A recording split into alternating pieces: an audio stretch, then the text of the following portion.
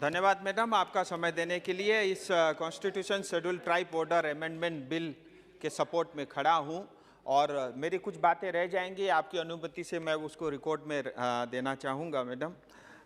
Madam, मैं सीधे अपनी क्षेत्र की बात पे आता हूं कि जो हमारे गोरखा समुदाय हैं उनसे संबंधित जो मुद्दे हैं उसमें काफ़ी समय लग रहा है और मैं आपके माध्यम से समस्त देश को ये बताना चाहता हूं कि गोरखा जिनको मूल रूप से जो है हिल ट्राइब के नाते जाना जाते थे और स्वतंत्रता के बाद उनको जो है इस अधिकार से वंचित कर दिया गया।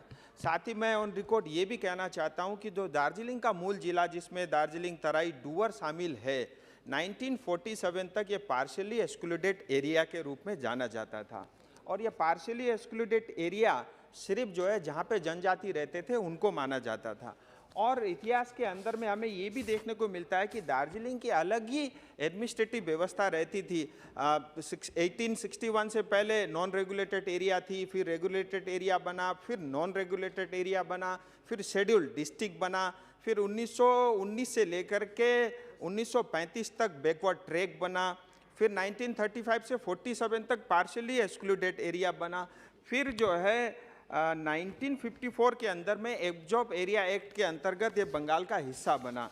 कुल मिला के मैडम मेरा ये कहना है कि बीच में 7 अलग अलग समाज के लोगों को, जिसमें लेप्चा, धुपका, भूटिया, यल्मो, शेरपा, लिंबू, सुब्बा, तामांग, इन लोगों को एसटी में शामिल कर दिया गया और 2002 और 3 अटल जी के समय में लिंबू और तामांग को भी इस एसटी शेड्यूल में रख दिया गया। लेकिन अभी भी 11 जनजातियां मगर, राई, सुनवार, याखा, गुरुंग, नेवार, खस, धीमाल, जोगी, धामी, भुजेल, ऐसे 11 जनजातियां छूटी हुई है। और मेरा ये भी कहना है मैडम, हमको एक चीज़ ये भी समझना पड़ेगा, दार्जिलिंग कालिम्पोंग का एरिया है, ये बॉर्डर से लगता हुआ एरिया है। हिंदुस्तान में 1.5 करोड़ गोरखा बोलने वाले, नेपाली बोलने वाले गोरखा समुदाय के लोग भी रहते हैं और नेपाल में 3 करोड़ लोग हैं। होता क्या है, ओपन बॉर्डर होने के कारण ये 1.5 करोड़ गोरखाओं को बार बार नेपाली या विदेशी कहा जाता है। सो इससे जो है उनको, ये गोरखा समुदाय को बहुत आहत होती है।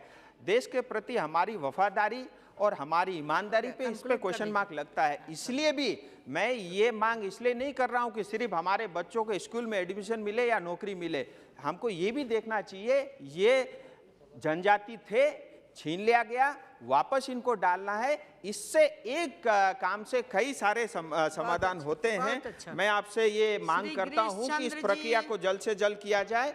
अंत में नेपाली में एक ही लाइन कहूंगा, हमेर को जुन गोरखा समाज जाति छ त्यसको योगदानलाई हेरेर हजुरको माध्यमबाट म ये निवेदन गर्न चाहन्छु मन्त्रीजीसँग, चाँडोभन्दा चाँडो एसटी स्टेटस रहेका 11 जनजातिलाई दिनुहोस्। यति भन्दै मेरो वक्तव्य समाप्त गर्न चाहन्छु। जय हिन्द, जय गोरखा।